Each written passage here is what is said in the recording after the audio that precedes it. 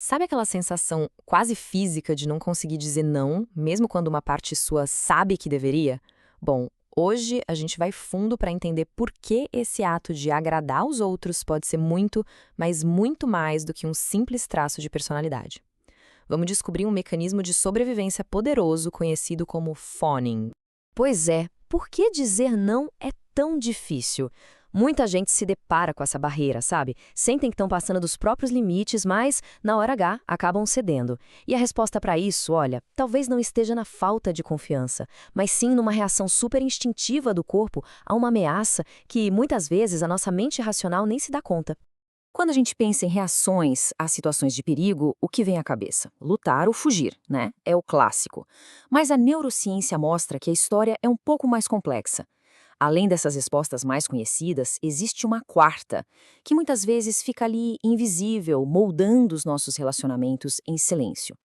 Ok, aqui estão as reações que a maioria de nós já ouviu falar: luta, fuga e congelamento. Diante de um perigo, o nosso sistema nervoso simplesmente assume o controle para nos manter em segurança. Ele nos prepara para lutar, para correr ou, em casos extremos, para paralisar totalmente. É tudo automático, puro instinto de sobrevivência. E é aqui que entra a tal da quarta resposta, o phoning. A ideia central é bem essa: agradar para sobreviver. E o que torna essa resposta tão única é que ela é totalmente relacional. Ela surge quando o nosso corpo entende que a chave para a segurança não é nem lutar, nem fugir, mas sim manter a conexão com o outro a qualquer custo. Então, o que é exatamente o fawning? Pensa assim, é uma estratégia que o sistema nervoso aprende, geralmente lá na infância, em ambientes onde o afeto e a segurança eram meio instáveis. Não é uma escolha consciente, muito menos uma falha de caráter. É, na verdade, uma adaptação brilhante para se manter seguro. E como é que isso aparece no dia a dia? Bom, quem tem esse padrão geralmente vive num estado de alerta emocional constante. É como se as antenas estivessem sempre ligadas, tentando ler o ambiente e as pessoas para evitar qualquer sinal de problema, de rejeição. O custo disso? Uma exaustão emocional gigantesca e uma perda de contato consigo mesmo. Certo, mas como essa resposta se desenvolve? Ela geralmente nasce em ambientes onde discordar, ter uma opinião própria, gerava confusão, rejeição ou aquele silêncio que dói. A criança aprende muito rápido uma lição crucial para a sobrevivência emocional dela. Para estar seguro, é preciso agradar. Essa é a crença que fica gravada no corpo, muito antes da mente racional sequer processar. Manter o outro satisfeito é mais seguro do que se posicionar. E aqui está o ponto crucial. O vínculo, a conexão, vira sinônimo de sobrevivência. Perder essa conexão é percebido pelo corpo como uma ameaça de vida ou morte. E é fundamental entender isso, tá? O fawning não é uma fraqueza. A psicologia do trauma vê esse padrão como uma estratégia de sobrevivência super inteligente.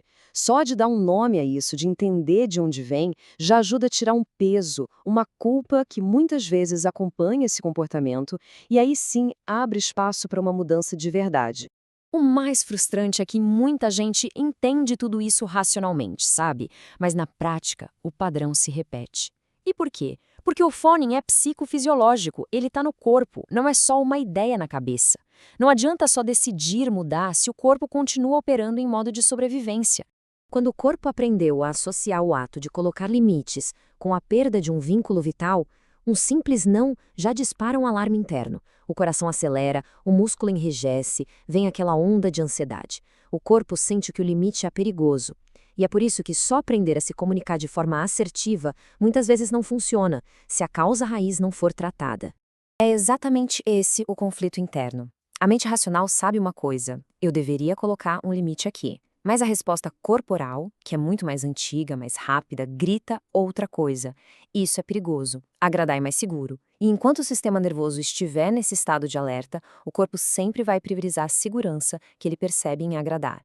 Então, existe um caminho para mudar esse padrão?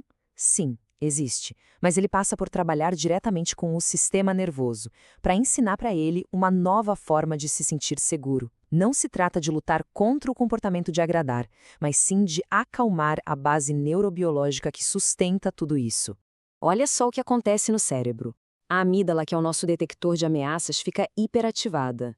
O córtex social foca excessivamente em ler os outros e o sistema nervoso autônomo fica todo desregulado. Resumindo, o cérebro fica preso num modo de sobrevivência relacional crônico. Abordagens que trabalham com o cérebro como o neurofeedback atuam bem nesses padrões. Elas ajudam a treinar o cérebro para diminuir essa hipervigilância, fortalecer a autorregulação e, talvez o mais importante, aumentar a tolerância do corpo ao desconforto de um conflito ou de dizer não. O corpo precisa aprender, na prática, que ele pode sobreviver àquela sensação. E isso nos leva a uma nova perspectiva sobre o que é a cura. O objetivo aqui não é se tornar uma pessoa fria, indiferente. Não se trata de parar de se importar com os outros de forma alguma.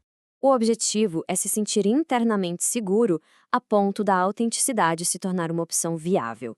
É a transição daquele lugar de eu preciso agradar para sobreviver para eu posso escolher quando e como agradar. A empatia saudável finalmente pode existir, mas agora com limites.